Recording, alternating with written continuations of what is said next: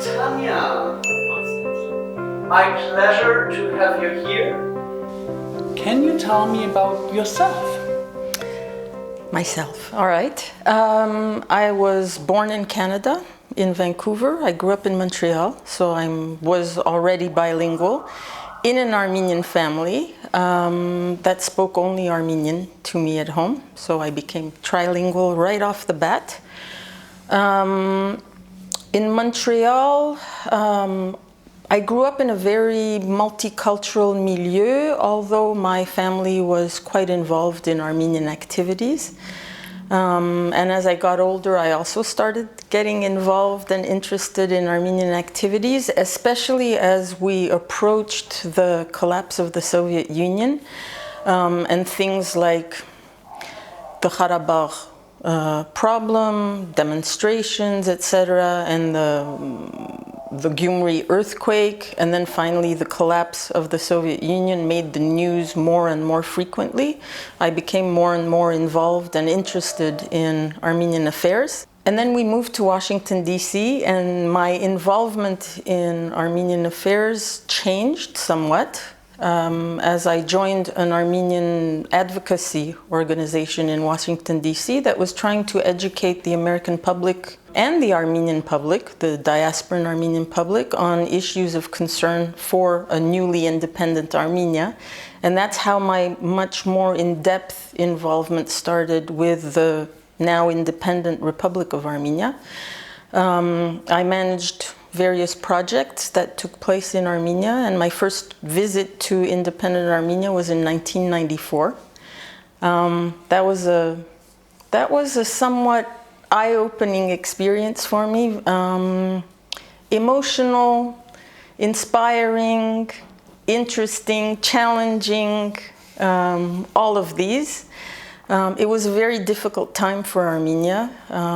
Post-independence, the first 10 years or so were really, really difficult. Lots of hardship. Armenia was at war until 1994 with Azerbaijan because of the Nagorno-Karabakh issue, and then they were still struggling to recover from the earthquake, and then economic collapse, etc. Brain drain because there was almost total unemployment in Armenia in the 90s, and it lost its brain power, basically. And then things turned around, but my involvement continued. I came and went multiple times and got more and more involved in different projects, with different people, in different sectors, in different areas. And eventually, my husband and I moved to Armenia in 2009.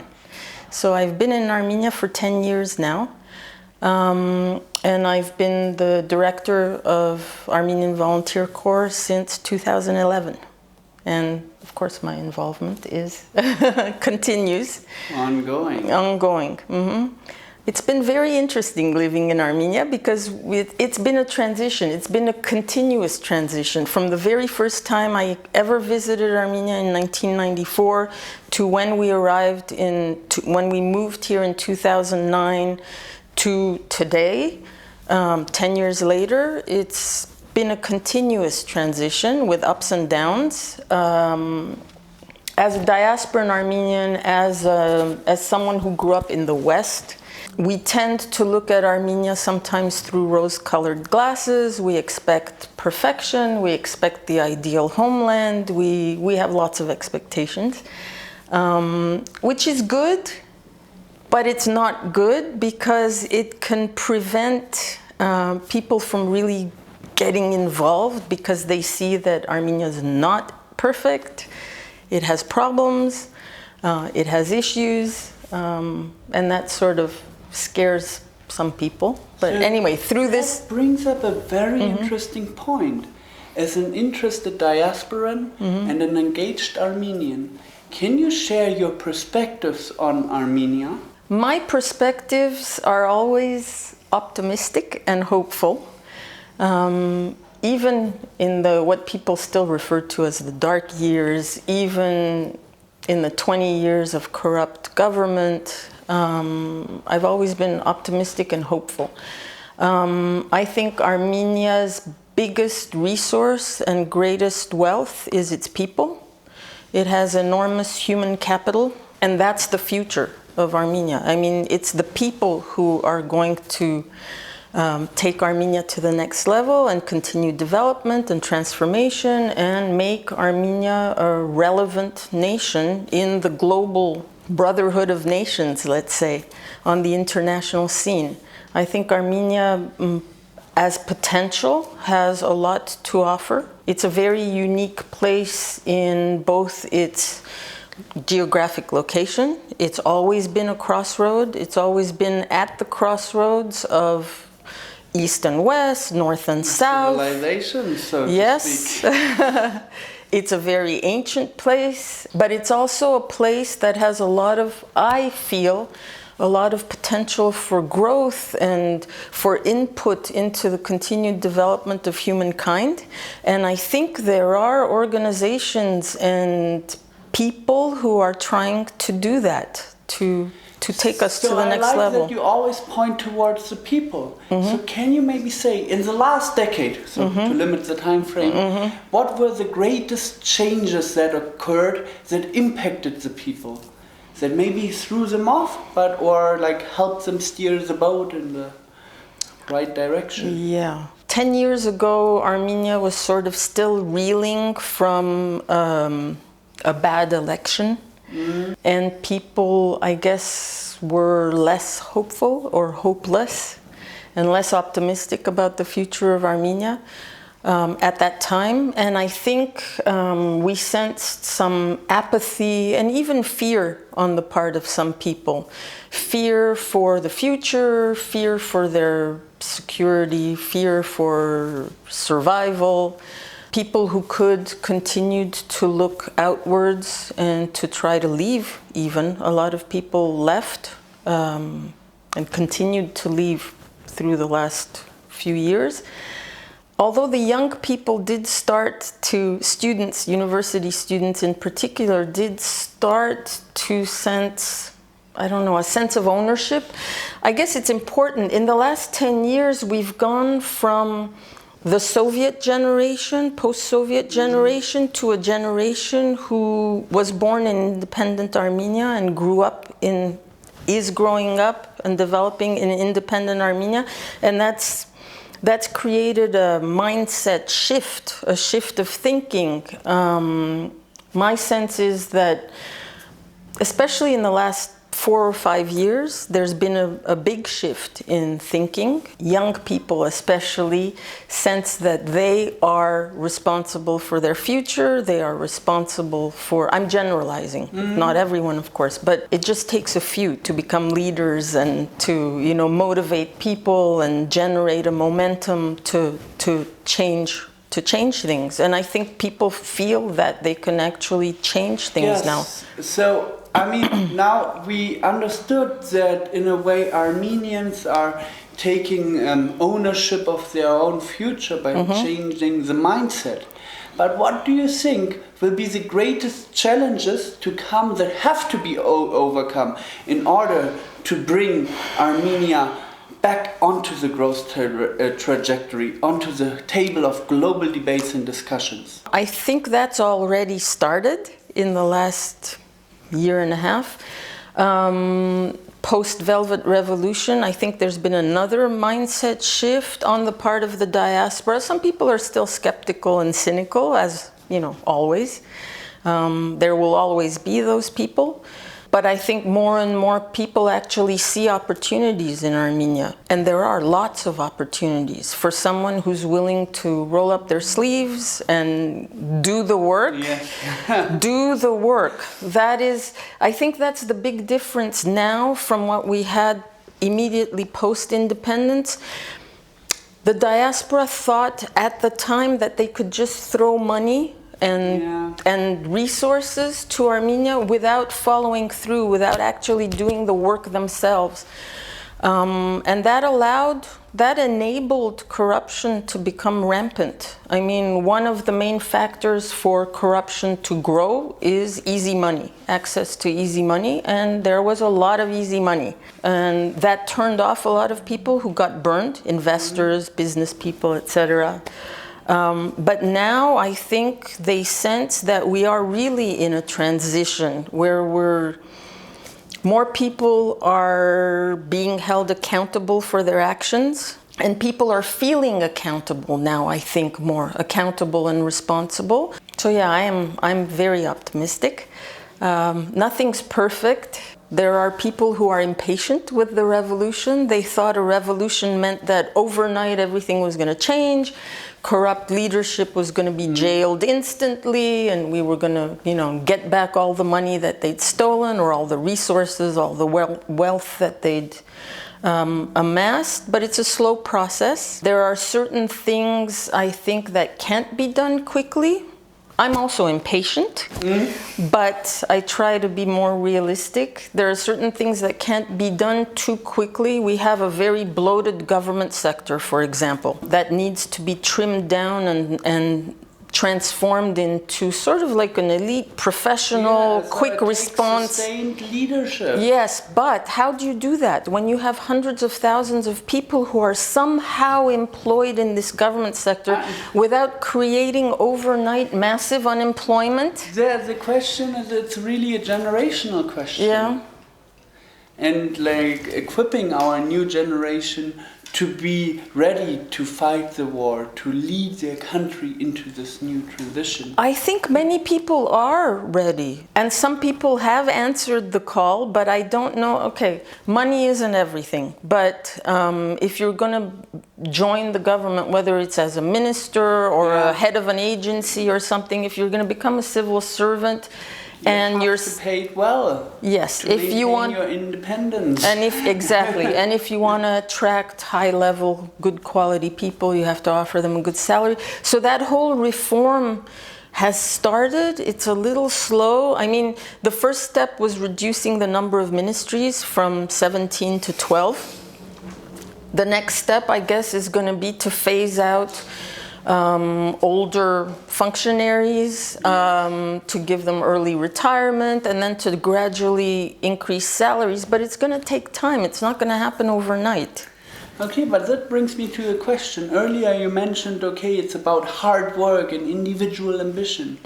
Taking your ambition, your hard work, how do you see the future both for yourself and for your organization, and what impact can you do on Armenia? I think we've already had an impact on Armenia. I'd like to think we've already had an impact on Armenia. Small, tangible in some cases. Between Armenian Volunteer Corps and our sister organization, Birthright Armenia, we've already welcomed close to 2,000 volunteers. Okay, can you tell us a little bit about your organization? I think we didn't quite grasp the scope. Armenian Volunteer Corps started almost 20 years ago now, and we've welcomed over 900 participants, volunteers, interns, young and old, from 54 different countries. So we have a very global, very international, very diverse, age-wise, background-wise, alumni base. And we see ourselves as a bridge that enables non-Armenians to come to Armenia and discover Armenia through an immersion by living here, working here, staying here longer term, and becoming sort of part of the fabric of society themselves, and then going back home, which most of them do, or choosing to stay, and becoming ambassadors for Armenia. Armenia is not well known. We as Armenians generally tend to assume that the whole world knows about Armenia. Despite the vast diaspora. Yes, but then that diaspora is sort of concentrated in the US, in Russia, and then everywhere else. I think there's not a single country on earth without an Armenian in it. But despite the vast diaspora, despite the fact that Armenia is such an ancient country with such a long history, and it's, had so many rapports with different major states and empires, etc. It's not well known. The world at large doesn't know about Armenia. Most people couldn't point to it on a map. So our job is sort of to be a bridge, really, between Armenia and the rest of the world, whether it's through non-Armenian participants who come and volunteer or do an internship, or through older diaspora and Armenians who want to do something to help their homeland develop. Actually, let's drill down on this fact a little bit. Armenia, the discussion is always about the diaspora and what they can do for Armenia. But in your perspective, how do you see, what does the diaspora do for Armenia? How is it important to help them develop and help them create bonds with the homeland, the motherland Armenia, and activities here in Armenia? How can they be in equilibrium? I personally believe that in order to survive as a small nation in this very large globalized world, we need, as Armenians, we need to have a strong, thriving, successful Armenia and a strong, thriving, successful diaspora, because both can feed each other and help one another to continue to grow and to remain relevant. The diaspora can play a key role around the world in raising issues that are important for Armenia's continued development, for its continued security, etc.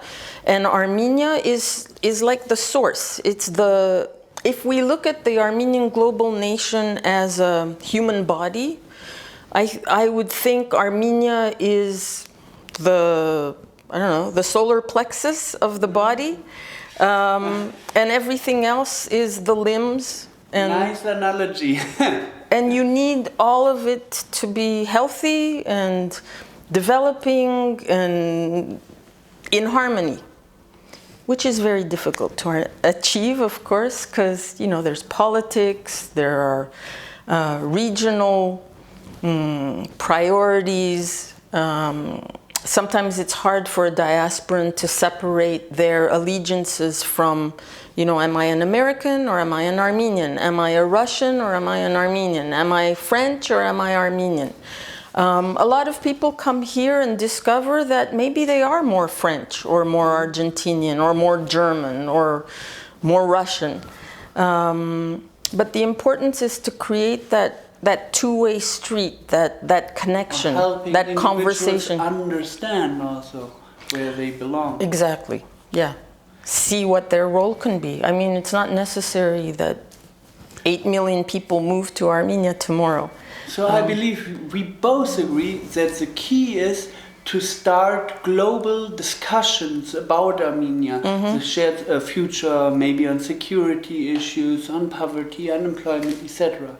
But where do you believe should these debates take place? I mean, now on a global perspective. I think these discussions should take place at every level, from grassroots organizations, schools, community centers, churches, business associations, advocacy organizations, political organizations, at absolutely every level, within families. If Armenia and Armenianness is going to remain relevant to Armenians who are in the diaspora, I think these conversations and debates and discussions have to take place everywhere, if possible. So how do you believe, A, this will change the narrative of Armenia, and B, how does AVC contribute to global discussions? Okay, let me give you an example from my own personal background. Oh, please. I'm originally from Montreal. I visit once a year. I meet with friends, family, etc., etc. Everyone feels my diaspora connection, in Armenian diaspora connection or Armenian community connection in Montreal. They all feel very Armenian. They attend activities. Most of them speak Armenian. They send their kids to Armenian school, etc., etc. They read the Armenian news, but most of them are not involved in any way with Armenia, the Republic of Armenia.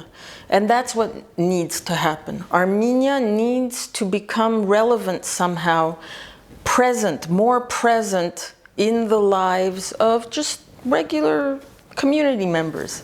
You mean regular community members, Armenians? Armenians in the diaspora, if we hope for them to also then make Armenia relevant to the greater world. Okay, let's assume we are able to engage the diaspora better.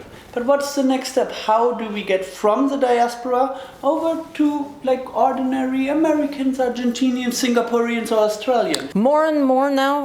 I mentioned earlier that I worked for an advocacy organization in Washington, D.C. And in the beginning, the work was our scope was a little narrow.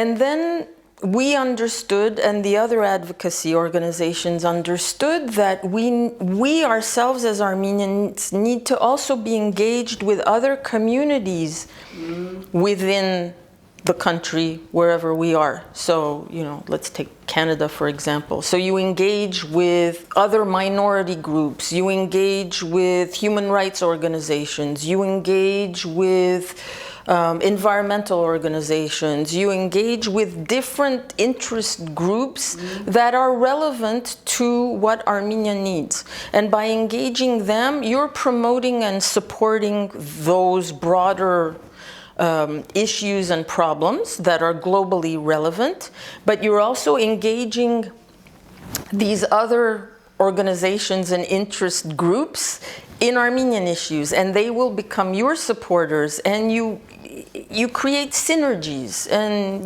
there's a symbiosis of exchange. And that makes me very interested. So what do you believe other countries or advocacy groups that are specifically non-Armenian, that are like manned by non-Armenians, can do for Armenia? Well, everyone's tired of talking about the genocide, but there are groups that try to put an end to, all kinds of, whether it's ethnic cleansing, genocide, human rights, tragedies around the world. You engage with them, and they become spokespeople for your issues.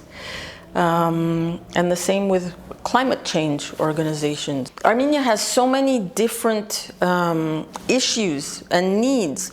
It's a signatory to different international treaties, so we should be engaging on these different issues internationally. Okay, we and with had other a brilliant example the other day when the American House of Representatives, I think, passed through the resolution of recognizing the genocide. I know it's a political game, but generally, what is your perspective and what do you expect America now to do? Having worked on this issue when I worked at the advocacy organization, I was very happy to see it pass. I'm a little jaded, maybe. My expectations are not very high, but for me, the one big positive today is that the entire world, unlike 10 or 20 years ago, the entire world is so connected via social media. And news that goes viral is in everyone's face. This issue, because of the resolution that passed, and because of Turkey's attitude, and because of their response, and because of their, denial, now this issue, I think, millions of people now know about this issue, where maybe before they didn't. Whether the U.S. takes the next step or not. So, but I think, quite honestly, the puck is now in our field. We have to act now to ride on as this Armenians? wave. Yes, to ride on this wave of awareness. And I think we will. I don't know where it'll go. I mean, for example, if you go to the U.S., Trump just declared his, undying love and friendship for Turkey and Erdogan and et cetera, et cetera. So I personally don't think it'll get passed in the Senate now. But yes, if we ride this wave and use the momentum, maybe next year, maybe the following year, It'll happen, eventually it'll happen. But despite that, now it's a story, it's a fact that people know about. I mean, the only people who would believe the denial are Turks themselves, and maybe, Turks themselves.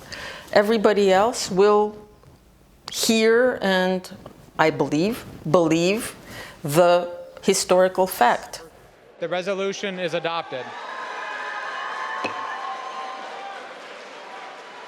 The US House of Representatives calls what happened a genocide, a contention Turkey vehemently rejects. The timing of this resolution is questionable. It's non-binding, but that does not mean that we will not react. We have already given our reaction. We all know the reason behind this. It's because Turkey's military operation in Syria has foiled the game of some countries. I mean, more and more communities and countries are introducing genocide studies, and they're introducing the study of crimes against humanity in schools. They're announcing commemoration days, etc., etc. So there is a momentum that's building. But that's not enough. We also need, I guess, on the legal front, at an international level, more professional work to be done on the issue. And I mean, history has shown us that we didn't learn, that we have still leaps to go. Absolutely. Multiple genocides followed, and I think that is like, that unites the world, that we are unable to learn from our like dark pasts. That's, I agree 100%. And just to speak more, I mean, geographically closer to home, as it were, the Karabakh issue, the issue of Artsakh, to me, that's a looming threat of genocide if the issue is not resolved in a just manner. Okay, can you please dwell on that a little bit? I know in 2016 we had the 4-day war, now 4 days, yes, with a number of casualties, with people being frightened. So do you see any resolution in this context? Where should the Armenians stand? Should we engage in discussions with Azerbaijan, or... I know it's a critical issue. It's a very. I'm not an expert. I mean, it's just my personal opinion from the information that I am privy to. I believe in the right of people to self-determination, especially when they are the majority of a region. And they have been historically the majority in that region, and they have historically been oppressed by the larger administrative power, and have been under threat of ethnic cleansing, etc., etc. That's one. So, to me, I'm neither a diplomat nor a politician. So geopolitics to me is always very complicated. And I know the geopolitics of this region are very complicated. The players all have, the players being the larger global powers, have their own interests in the region, which is why the issue hasn't been resolved yet. But it should have been resolved in 1994. I mean, the Armenian armed forces and the Karabakh Artsakh armed forces won the war, basically. But we have a frozen conflict because it was taken into the geopolitical realm, rather than the realm of self-determination and trying to prevent ethnic cleansing or genocide. And then you have Azerbaijan, who for the intervening 25 years has armed itself, using its petrol and gas wealth to arm itself, and continues to threaten the existence of not just Artsakh, but also of Armenia. I mean, even at the highest level, the threats are existential threats. They're threats to the Armenian nation. And I believe you can't negotiate with, you can't compromise. Yeah, I mean, if power corrupts, it goes back to the famous proverb. If they start seizing territory, they will be vociferous and have an insatiable hunger for more. And I think that could well mean the end of Armenia. It's an existential issue for Armenians, for the Armenian nation. So do you believe, like, now, of course, it's a governmental military issue, but what political, people? it's a political issue, it's a geopolitical issue. It's Well not said. just Azerbaijan and Armenia trying, or Russia. Azerbaijan and Artsakh trying to resolve their differences. It's not. It's been taken up to a much higher level of Russia, France, the US, the UK, world powers. Okay, but that sounds very intimidating. Turkey. For the sole Armenian, for individuals coming through the organization. But what do you think, what stake do the young people have in to promote change, to promote a different perspective in this very conflict? In the conflict? Or can we just look and watch like a cinema movie? I think that would be frustrating. I think one of the things that we failed to do in the previous 20-25 years, because of a variety of factors, was to instill a sense of ownership in the Armenian people, a sense of ownership and responsibility vis-a-vis Armenia, vis-a-vis Artsakh, vis-a-vis the Armenian nation as a whole. I think we've taken a lot of things for granted. Maybe that's partly due to the post-Soviet ethos, maybe, I don't know, until we all, individually and collectively, have a sense of responsibility for what happens to every stone and every blade of grass and every border village, until we individually and collectively feel responsible for everything, we won't succeed, I think. So then it is an issue of the people. Yes, absolutely. It's mindset. So as an internationally well-versed Armenian who has lived both in Canada, the US, etc., is there a piece of advice that you can share with the new generation to help them take ownership of their future? It'll sound cliche, maybe.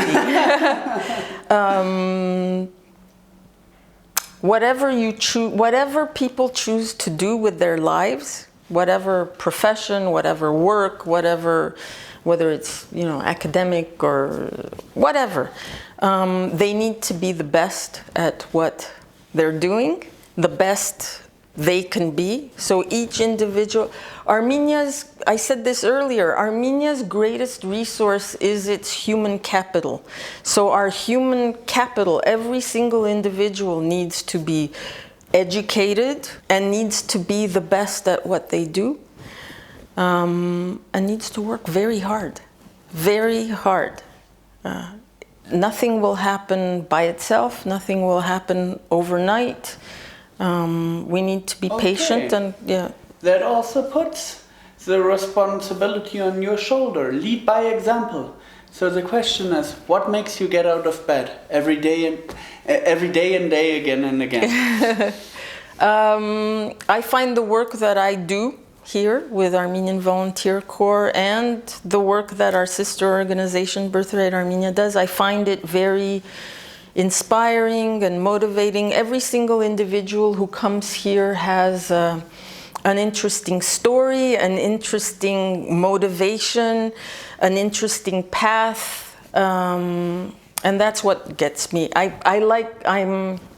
I'm happy to engage with them. I'm happy to learn from them. I'm happy to contribute somehow to their growth experience.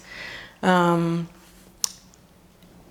I just love seeing what they do with their experience and after their experience. It's everyone's experience is pretty much life-changing. Thank you very much for your time. You are a wonderful asset for Armenia, and it was my pleasure to interview you. And I think we learned a lot. And thank you for being part of Faces of Armenia and a new face from the world. Thank you, Constance. It was my pleasure.